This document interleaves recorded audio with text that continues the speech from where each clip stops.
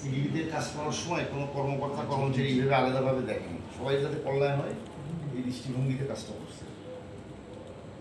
এখন যে মনে করেন অনেক কিছু এই করতেছে, আমরা যে খালি এখন পেটে ব্যথা চলতেছি শুধু বেতন দিয়ে, আগে এক সময় 2-3টা করে বোনাস টোনাসের বিষয়ে আমরা তো মুভমেন্টে আছি, ওইগুলি একটা দুটো যদি একটু আদায় করতে পারেন সবার জন্য ওইটাই গ্রেট আছে। 5 দফা দিয়ে তো সারা দেশে বিক্ষোভ মিছিল করলাম, 5 দফা ইউনিয়ন থেকে দেওয়া যে শুনলাম যে পোর্ট নাকি গড়পড়তায় সবাইকে 1 লাখ টাকা সব ডিফারেন্ট সেবা সব পারমানেন্ট হয়েছে। এখন না, সেটা আমরা চেষ্টা করতেছি। এখন এখানে একটা ধরেন লিডারশিপ যেরকম চেয়ারম্যান সাহেবের আমরা অনুরোধ করলাম যে আপনি শুধু নিজেদের চেয়ারম্যান পিডিবি মনে না করে আপনি সবাই নেতা এইভাবে একটু আগান।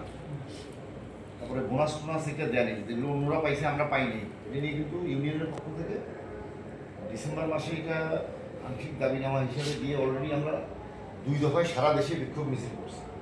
5 দফা দাবি হিসেবে এটা বোনাস টোনাস অন্য সব ব্যাপারগুলো আছে, তো সেটা এখনও ধরেন এই পর্যায়ে আসে নাই। তো কিছুটা আসার মধ্যে ধরেন প্রকৌশলীদের সমিতি যেটা ইনঅ্যাক্টিভ ছিল আর কি, তারা একটু স্টার্ট করছে এখন কাজকর্ম করার ব্যাপারে।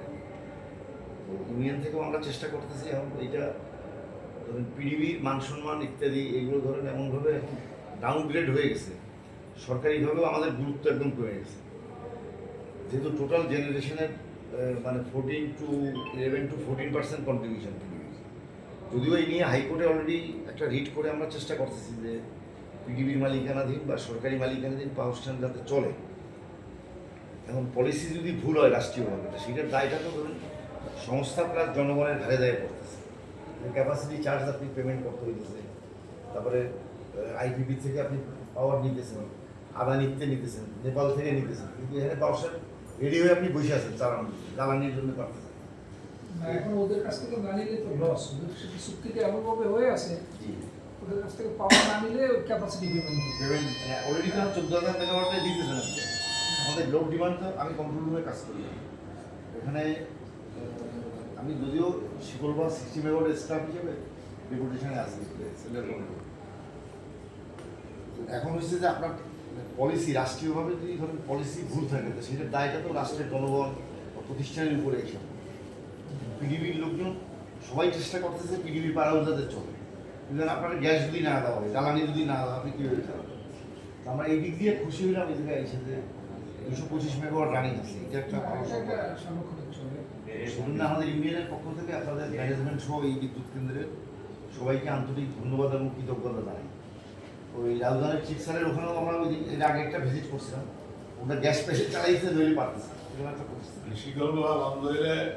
আপনারা চালাই আবার রাজধানী বন্ধ হলে শিকল বা চলবে, শিকল ভালো চলবে, এটা প্রাইভেট, এটা এফিসিয়েন্সি ভালো তো। আচ্ছা ঠিক আছে, থ্যাংক ইউ। এটা আমাদের পুরোনো প্ল্যান, এফিসিয়েন্সি অত ভালো না। কোনো কারণে যদি আমাদের মেনটেন্যান্সের জন্য বন্ধ করতে হয় তখন এই গ্যাসটাকে কাজে লাগানোর জন্য রাউজান চলে। কিন্তু দরকার ছিল রাউজানে যে আরেকটা ইউনিট, হার্ড ইউনিট যেটা আমরা কথাবার্তা বলছি, ওইটা বড় হবে না, কারণ এখন তো কোনো ইলেকটেড গভর্নমেন্ট নাই তো সমস্যা আছে কিছুটা, কারণ অনেক কিন্তু আবার ইন্টেরিয়াম অনেক দায়িত্ব নিতে চায় না। ঠিক আছে, এটা পরের লোক আসুক এবার এরকম একটা বিষয় আছে।